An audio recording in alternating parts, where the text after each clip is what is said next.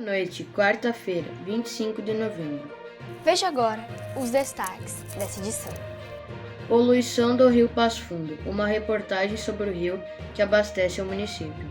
Além de vítimas fatais, o novo coronavírus pode trazer consequências psicológicas a quem contraiu a doença. Isolamento social e os transtornos como ansiedade. Aumenta o número de animais domésticos abandonados. Essas e outras notícias você confere a partir de agora no Jornal ABC News, que está começando.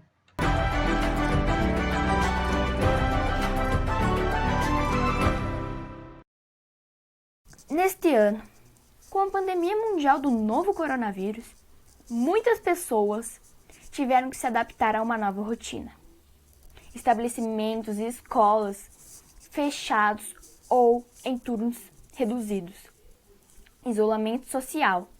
Essas mudanças na quarentena acabaram gerando consequências psicológicas em parte da população. É o que você vai ver na reportagem de Pedro Dalla Valle.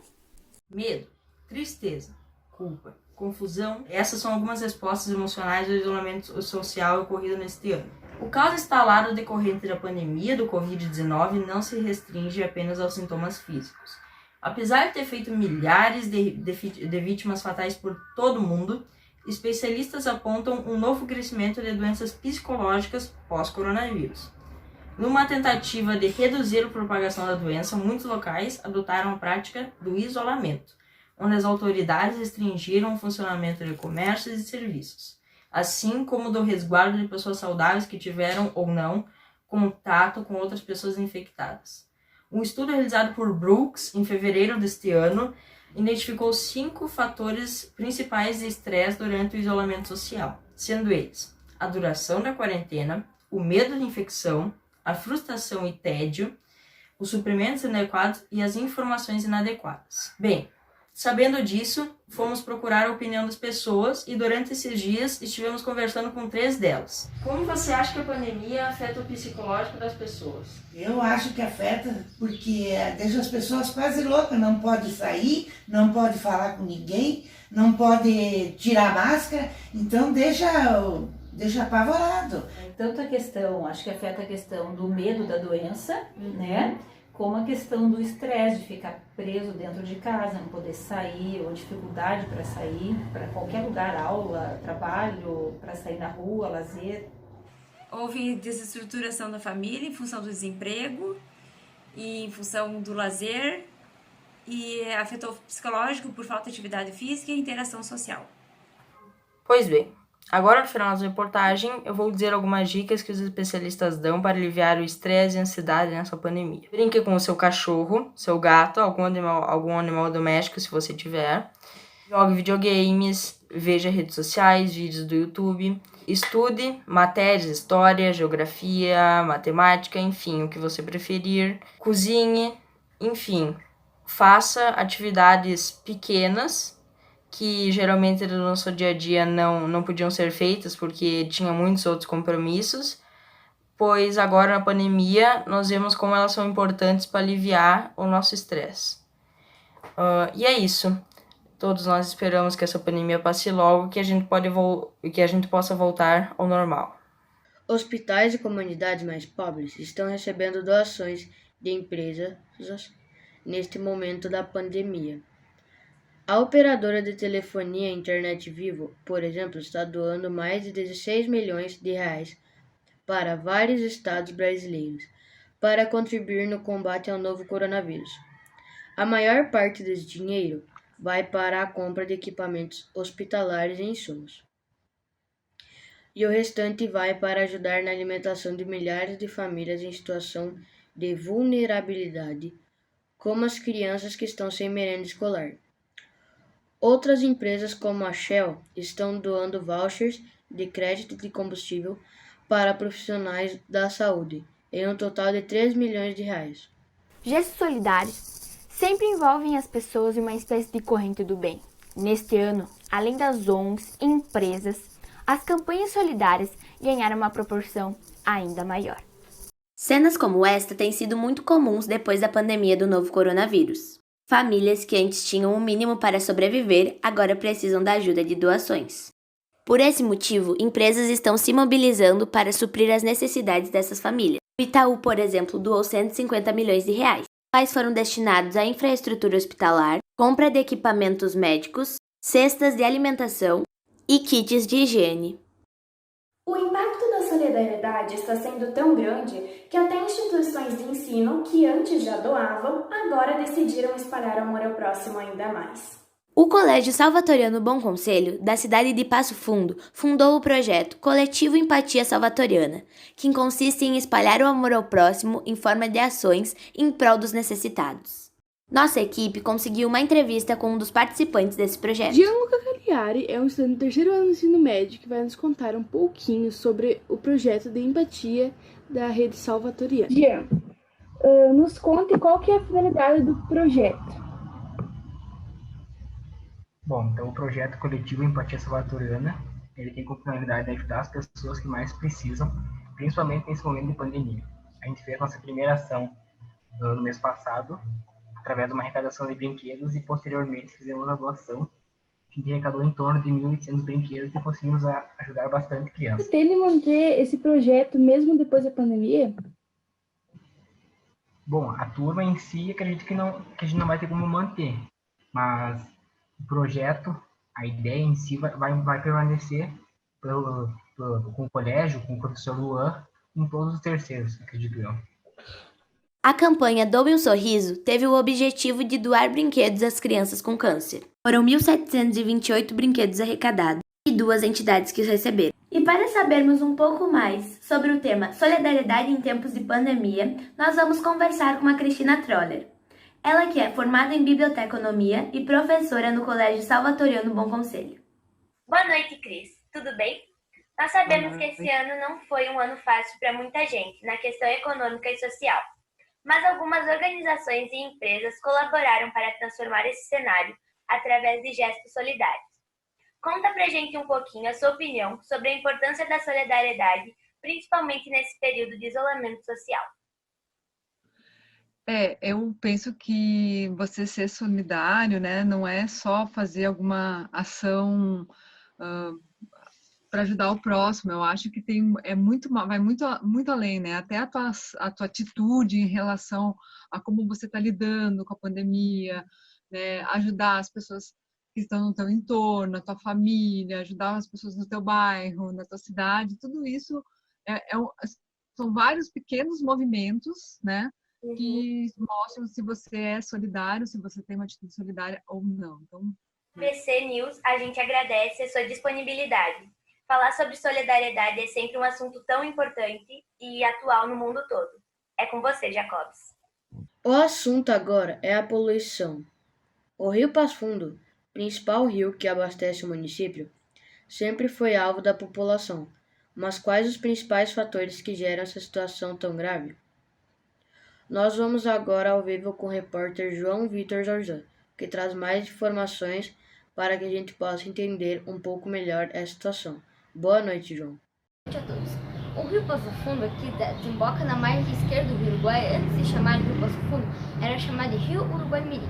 Antes da própria cidade nascer, o rio que dá nome ao município já aguardava o desenvolvimento da cidade e testemunhava a história. Ele é responsável por 40% do abastecimento hídrico do município. O patrimônio natural continua sofrendo com a deterioração e o esquecimento. Esses são alguns dos fatores que impedem o Rio Passo Fundo de prosperar. Não somente ele, mas todo o ecossistema ao seu redor, inclusive a cidade, que depende dele para seu abastecimento, que faz com que o rio fique cada vez mais poluído. A repórter Carolina Silvestre traz mais informações em outro ponto da cidade. Boa noite, Carolina. É isso aí. Boa noite, Jacobs, Isabelle e João Vitor. Boa noite a todos. A bacia hidrográfica, que dá nome ao município, tem uma extensão de cerca de 200 quilômetros e vai muito além de Passo Fundo, abrangendo outros 29 municípios. Desde a década de 70, entidades ecológicas lutam pela preservação e valorização do rio. Infelizmente, pouca coisa mudou em 50 anos. Mas parece que com a pandemia o rio se tornou mais limpo, devido ao início da quarentena. Assim, a população ficou mais em casa e não jogando tanto lixo no rio. A A principal fonte poluidora do Rio Passo Fundo são os dejetos provindos da pecuária. Apesar das aves apresentarem o maior número de animais, os bovinos de corte e de leite são os maiores poluidores. A explicação é a grande concentração desses animais na região. Voltamos ao estúdio, é com você, Isabelle. Em alguns países, já estão produzindo a vacina contra o coronavírus, mas apenas 3 estão testando em humanos. Na China, mesmo sem a comprovação da eficácia total da vacina, as doses já estão sendo distribuídas para a população. Em Oxford, na Inglaterra, a vacina do Covid-19 já obteve altos resultados da imunidade. A Rússia pediu aprovação para o uso da Sputnik em cunho emergencial, mas está sendo bastante criticada por vários motivos, entre eles o baixo número de pessoas testadas. Há também outra candidata russa, a vacina Epivacorona, que não registrou efeito colateral nos testes. Você vai ver a seguir como a população idosa está reagindo na pandemia e ao problema da ansiedade. E ainda 2 crônicas especiais sobre a quarentena e o uso de máscaras. Nós já voltamos.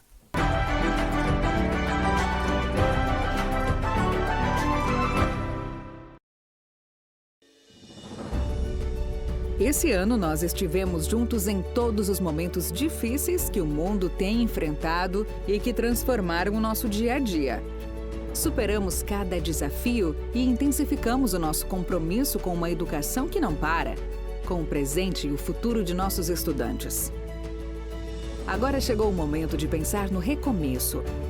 Virar a página para continuar escrevendo uma história real de grandes conquistas, vindas de muita dedicação e amor à missão. Obrigada por ser salvatoriano ontem, hoje e amanhã. Por ser salvatoriano para toda a vida.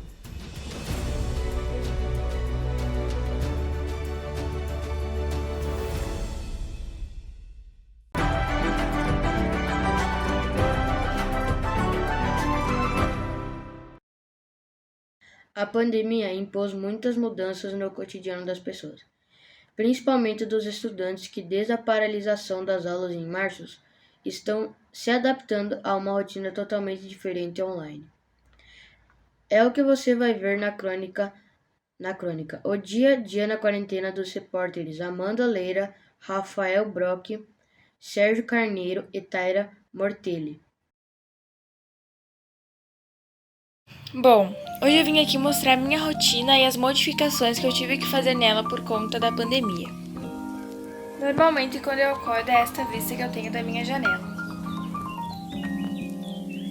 Logo depois disso, eu venho para o banheiro e escovo os meus dentes. Vou para a cozinha e faço meu café.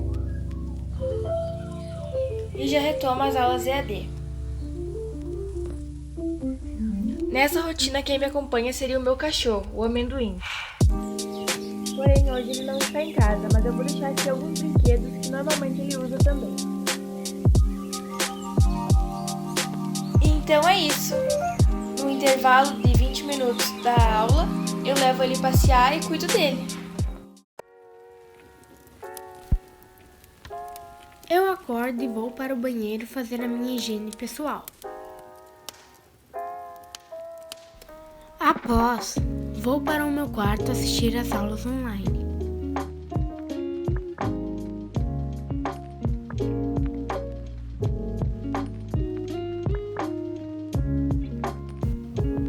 No período da tarde, eu jogo bola. Adoro jogar no celular com meus amigos e primos. Também leio alguns livros.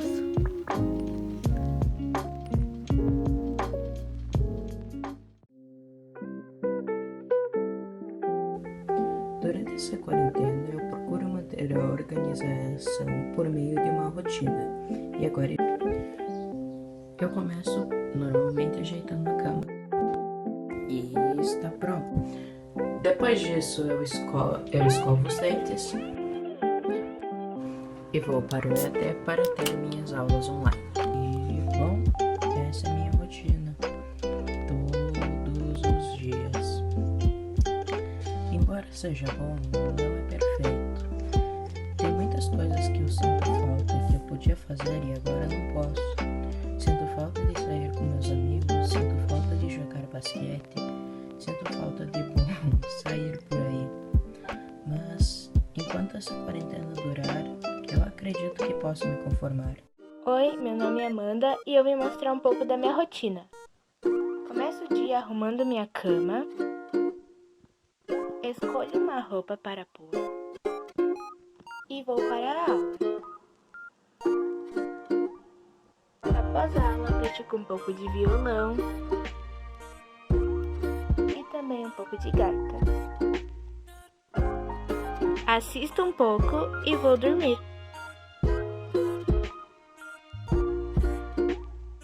Com a pandemia do Covid-19, o número de abandonos de animais domésticos aumentou, seja pela crise, pelo medo da transmissão do vírus ou pela mudança de vida. O cenário é confirmado por organizações não governamentais e pelo Conselho Federal de Medicina Veterinária, atuando há anos com resgates, acolhimentos e encaminhamentos de cães de rua a famílias em condições de adotar um animal doméstico. Algumas ONGs acompanham de perto eles e suas novas vidas.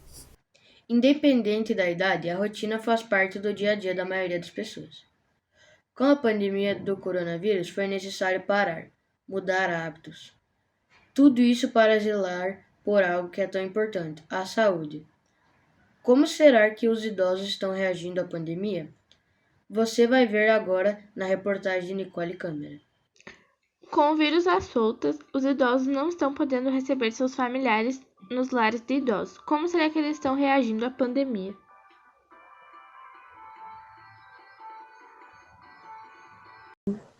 Lá na instituição, nossos idosos estão bem preocupados, levam bem a sério todas as propostas feitas e estão sendo bem responsáveis com... que mais mudou? Um monte de coisa, né? A gente não sai mais de casa, a gente não costuma ver as compras nas lojas, no mercado. Eu adoro ir na vitrine, não fui mais na igreja, nem católica, nem igreja nenhuma, uma ou outra sempre estava passada, né? Não visitei mais ninguém, não recebi mais visita, um monte de coisa. Quais os cuidados que você está tendo para se prevenir? Os cuidados que eu estou tendo são: eu lavo as mãos frequentemente, bastante água e sabão. Se gastar, você não tem mais mão já. E uso álcool gel. E quando eu saio, eu uso a máscara.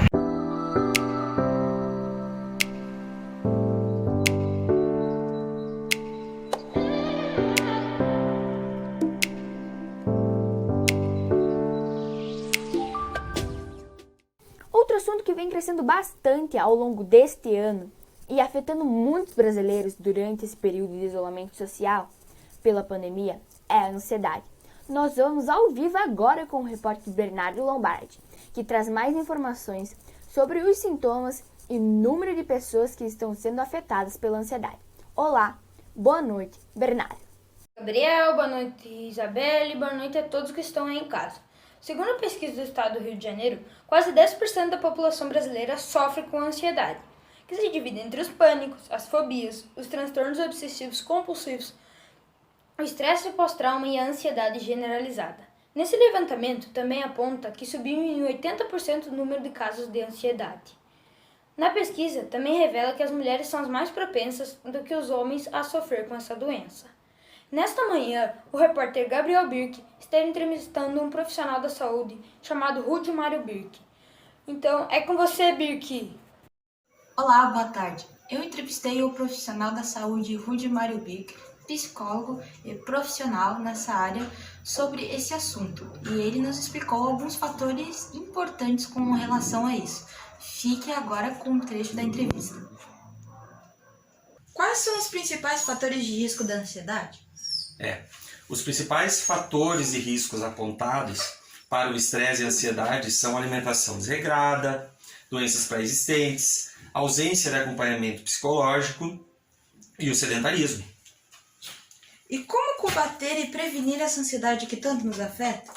Então, Gabriel, as principais formas são reduzir o estresse diário, experimentar e controlar a alimentação, respiração, evitar pensamentos negativos, tomar um chá, ser organizado, e a forma mais eficaz é a prática de exercício físico. Agora, voltamos ao estúdio. Na batalha contra o coronavírus, o uso de máscaras se tornou uma das formas mais eficazes para evitar a propagação do vírus. E o uso das máscaras é o tema da crônica de hoje, que foi feita pelos repórteres Ian Alves, Fernanda dos Santos, Gabriel Simeonides e Sara Martins.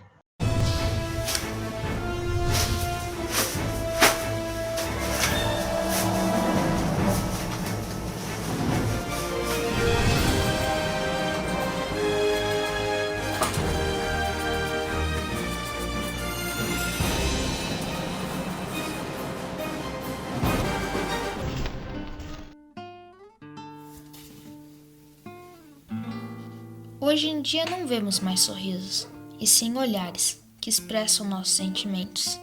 Olhares de alegria, tristeza, vergonha e muitos outros, como de sofrimento de algumas famílias pela perda de entes queridos. Tudo isso por causa do coronavírus, uma doença que nos fez parar e, para continuarmos, nos fez usar máscaras como um meio de proteção. O novo coronavírus é transmitido por meio de gotículas, que saem da boca do infectado principalmente quando se fala, tosse ou espirra. Usando a máscara, o risco de contrair o vírus quando uma pessoa tosse é muito menor, segundo a Organização Mundial da Saúde. Com essa orientação, foram criados decretos, tornando obrigatório o uso de máscara em locais públicos. A máscara é uma barreira protetora, para que quando for sair de casa não contraia o vírus caso alguém esteja contaminado. Mas também precisamos ter alguns cuidados ao manusear a máscara, quanto também na hora de reutilizá-la.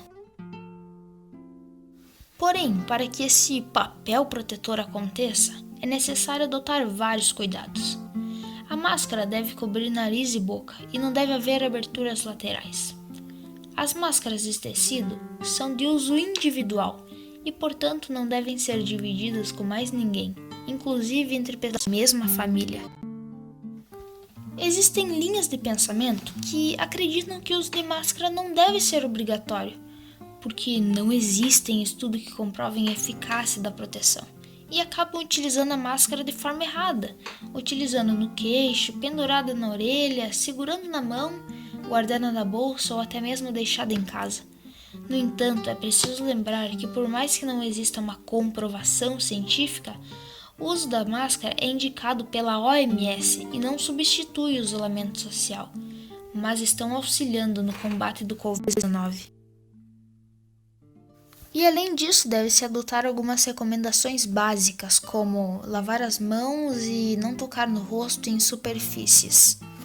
E também é importante relembrar que o uso de máscara sem outros cuidados com o Covid-19 não é tão eficaz.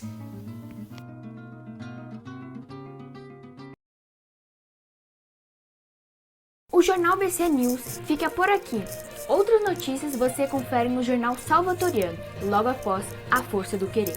Esse projeto foi um projeto interdisciplinar do 7º ano, turma 2, para o Colégio Salvatoriano BC. Obrigado pela sua audiência. Uma boa noite. Boa noite.